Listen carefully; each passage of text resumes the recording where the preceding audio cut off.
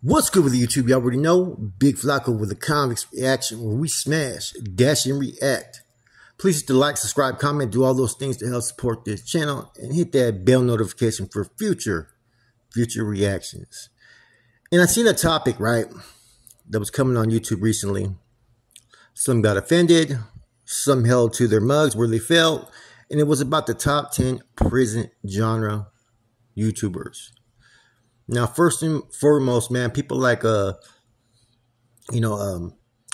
Weather, Nate 916, all these people, right? They were one of the first ones to start labeling the prison genre. A few others as well, but they started to fucking sit there and put that label on it, right? So much respect to them. You got to always acknowledge they're the ones that created this genre, okay? Now, what is a prison genre? You got a whole lot of different characters on here, right? Okay, what the prison genre is supposed to be about is about to teach you what prison is like through our own personal experiences, right? Maybe some interviews and whatnot, or stories you get from other people, in hopes to have whatever message that you're carrying.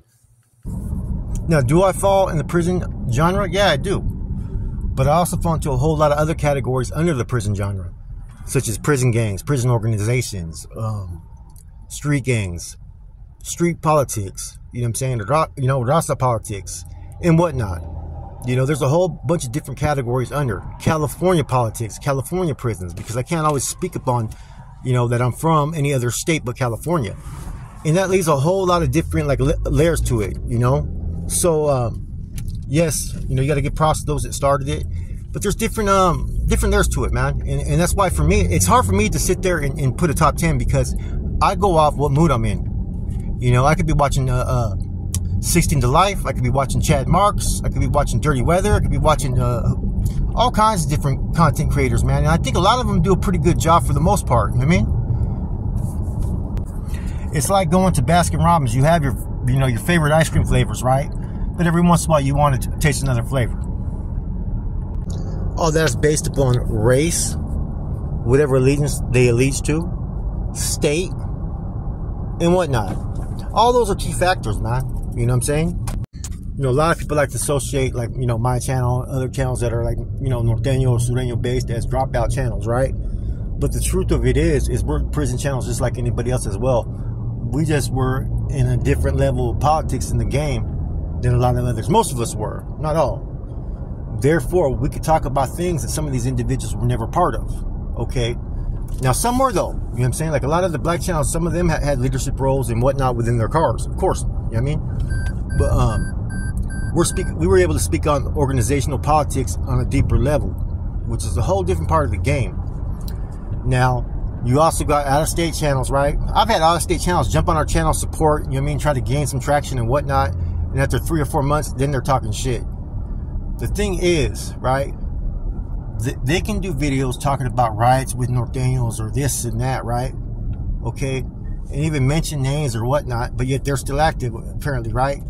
Yet we do the same thing. It's like, okay, you get attacked. No matter what, there's always going to be those that are wishing to attack. And I think that comes from a level of, a lot of the times, it's jealousy. Straight up, nothing more but jealousy. Because you were doing what they could never do when they were in prison. They were never able to walk those lines, you know what I'm saying, pushing a hard line within that type of capacity. And I'm not really talking about most of the California channels, right? Because I like watching 16 to Life. I like watching Cartoon, Dirty Weather, Nate Dogg 916, all those channels, man. They all got some good stories and keep it real and 100, man. And they've been places that others haven't, man. Level 4, 180 are some of those individuals, right? But I see you get sometimes out-of-state people who want to attack California individuals for whatever reasons. And it's like, man, well, tell your story. What did you do in prison? Who were you? What were you about? Who were you with? You know what I'm saying? Because a lot of times there's a lot of stale content when it comes to that, because they've really never done nothing. They've done time, maybe about a riot here and there, but they never ever did anything special. That's why I like channels like, Chad Marks. I like, Jay Williams. I like Vegas Prison Stories. A few other channels, Texas Prison Stories. Because, man, I like the way they approach this, man. They tell their truths, tell their stories, and you know that they're not embellishing anything. So for me, I have no top 10, right? You know, there's some channels that will embellish and tell lies, and they've done it to get where they're at. You know what I'm saying? I don't respect that, but it is what it is. I'm not here to hate. And there's those at times don't get their respect that they deserve. You know, for whatever reason, man. People have different agendas, man. Like I said, the genre has changed from when it first was started. You know, different people contributed to this, man. And that's unfortunate. See, back in the days, right? This is where people don't understand prison politics. I'm catching it from a lot of people who've, very few in California, but outside of California, this is how things work, okay? You have your group you align with. Crip, Blood, Citizen, Kumi, Norteño, Sureño, Wood, Skinhead, AB, whatever it may be. At the end of the day, only those that are within your group or allied to your politics have any say in your standings or your situation and how it should be dealt with. But now you got people who think because they're behind a keyboard or a camera that they think that they could just talk about, you know, what should happen or what they're about. And sometimes they fucking, you know, put twists, right? That's why you always got to be key to remember your experience at one prison will change from location to location and level to level. So I've never, ever categorized any group or whatnot in one limelight because that would be the wrong thing to do. Here is an example, right? Would a skinhead group in prison ever allow a Crip to make a decision on one of their own? Hell no, man. Same thing with all these groups. And see, sometimes people think that they could talk about the Raza groups more than they could talk about others because there's not an active voice in the mix. And that's the unfortunate thing, man. But the same token, there's a few that were, like I said, that were on those level 4 180s doing their damn thing. And for California, I can speak for like Dirty Weather, Nate, and all those cats. Cartoon, they were there. You know what I'm saying? They were on those level 4 yards. So they know what time it is. But a lot of times, man, you get these out-of-state channels, man, and it kind of irks me a little bit, thinking that because you ain't got nobody who's active Norteño or Sureño that's on the prison genre, that they think that they can speak on them and talk bad. You can't. It's not your fucking business. And that just goes to show what type of level of prison some of these individuals operated in. Because I remember back in the days, and a lot of OGs can tell you this, right? There would be times we'd be in the oil, right? And other active groups would talk to our trash. Like it was a thing to do. And these were the enemies, constantly assisting and whatnot, right? Because it wasn't their fucking business. Now there's a little bit of agreement on the lines that, you know, if trash comes, like say in the hole, we had that agreement in the shoe that, you know, anybody's trash we were going to get off on. But at the end of the day, even on the main line, it's their business. And unless it's something that they can't deal with, like a squad of S and Y's just all of a sudden hit a yard, they're supposed to deal with that person on their own. You know, if Wood came to the county jail or whatnot, or even on the tier, and we knew that he was not legit, it wouldn't be our business to discuss it, though, right? That's their beef. That's their conflict. If we want to relay that what their standings is, that's upon us. And sometimes we did, sometimes we didn't. But at the end of the day, that's what the politics were established for. Therefore, to protect their own people and to deal with their own people. And getting involved in politics that don't concern you could also be a risk, right? You don't know what's going on. You don't know if there's something that's behind the scenes with someone that they're undercover, deep undercover or whatnot, a spy or whatnot, or sent to do something deliberately. You never know. So that's why you don't involve yourself in politics that ain't yours. You know, I seen someone do a video and when I was in jail talking about, oh, this is how it is, AZ and whatnot. Okay, I get that. It's like that everywhere. But technically, I'm not your people. I don't rep what you rep. I'm not from there. It's my own people's job and duty to fucking deal with me if I enter a household. It's theirs. Nobody else's. And see, there could be a risk factor there because you send in someone as somebody that you know is not good for whatever reasons with his people. You don't know what he's capable of. Next thing you know, you send someone in on a business that's not your issue, and that motherfucker just takes one of your people out, and they were attacked first. You know what I'm saying? Especially if they're on that higher level of the game, man. People fucking think everybody's just going to be some pushover wings for whatever choices or decisions they make. And that's not the case, man. Anybody will tell you, you know? So why it's cool to talk about your experience with other groups, right? You know, interactions with Woods on the yard, Sureños, blacks, whatever. I don't trip off that, right? But when people speak like they can speak on politics that are not their own people, there's an issue there. You can say you have understanding how things are or operates, but you can't speak on any individual within that collective unless the decision's been made and the standings are known. And even then, you're limited to speak because it's not your fucking business. You know, the prison genre could do a lot more if people weren't worried about what the next man did.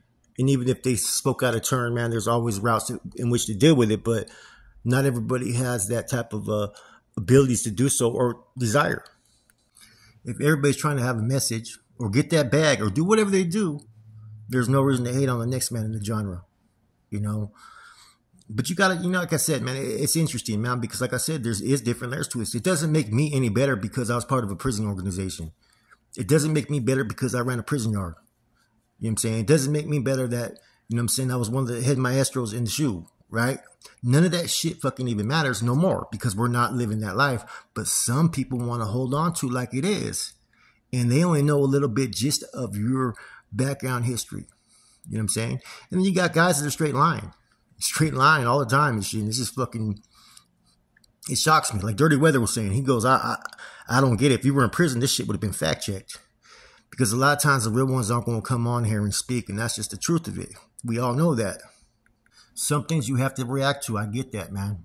Even if it's, you know, another channel, you know, just to sit there and explain your perspective of things and pretty much retract what they're saying, you know, because like I said, from time to time, there's a lot of frivolous shit that's put out there on sometimes on YouTube, man. Let's just keep it real, you know, and the stuff that should be put out there, factual that's confirmed or whatnot, sometimes gets swept under the rug, man, and none but shit gets put out there. It's fucking funny style, man. And there's something that nobody talks about, and this is what I think is very true. YouTubers are having too much authority, right, on the masses. And what I mean by that is the way they perceive things, the way they want to perceive things is not all the facts of how things should be perceived, but that's their own fucking narrative that they've spun of what they think it should and shouldn't be. Like I always tell people, when you listen to any content creator, if something resonates that could help you, adapt to it. Anything about how you shouldn't do or who you should align with or whatnot, that right there, man, like I said, is a personal choice. You hear the stories and you make your own choice and decisions. But a lot of times people are able to spin their own cause. They end up having a YouTube cause. This is what message they want put out there. This is how they want to be heard. You know, you're gonna have some people are gonna rock with it, some not. None of it's fucking, you know what I'm saying, unbiased. There's always some type of fucking, you know, past feelings or past emotions or whatnot. You know what I'm saying? And that's why I think as a content creator, you have to be transparent and keep it raw and real. Even when doing so may cause people to have backlash from what you think or what you perceive it as or what it really is. For instance, I did a video that I was shocked about the Mexican Mafia member before when he got stabbed, right? There was no fucking retaliation. And I said it like 4 or 5, 6 times, but I wasn't saying that in a fashion to pretty much say, okay, yeah, they're going to wage wars or they should. I was more shocked by it. I was pretty much fucking saying, okay, all these gangs that people put on a pedestal up here, look what happened here and ain't shit happened. That's what I was saying in my message. Not that I wanted there to be any retaliation, but that was it was the truth. And anybody that's been to prison should know what time it is. You touch anybody of those organizations, there's no free pass. There's no free touch. Even though I feel the dude was fucking wrong, I was only speaking the truth of how politics operate. Does it mean it's right? No. But is that how prison politics operate? Yes. So that got twisted because I remember a few black channels with comments saying something. Yeah, Flacco seemed like he wanted something to happen. No, I didn't. I was speaking on what my experience is, and that something normally would happen. No fucking questions asked. And now that everybody's being humanized by being put on these yards, and you got a group that's saying, fuck you, you want some, come get some. Now, anybody that shows me any type of love or respect in general, right, regardless of standings, whether they're active or whatnot, I'm always going to reciprocate that in return, off top. And I'm never going to sit there and try to fucking spread bullshit or my fucking narrative. Yes, but I want individuals to stay away from gangs in prison. Hell yeah, that's what these fucking videos are supposed to show. You don't want to go prison. There's nothing but bullshit. Nobody talks about the days when you're on a fucking long lockdown or you're in the fucking SHU, right? Or, you know, and sometimes you're fucking so far out of your element. I've been places where I've been the only one in the SHU for fucking 8, 9 months. Those are some dark times. You know what I'm saying? The isolationist, you know, the loneliness. Prison, there's nothing good for me. And I think those are the stories that we need to push more than worried about people's fucking standings or what they said on their fucking channel, man. And those that don't know what they're talking about, step the fuck back and talk about what you know. Talk about what stories you know or what you've did. You know what I'm saying? Or do the proper research in what you're presenting. With that said, it's Convict's Reaction. I'm out.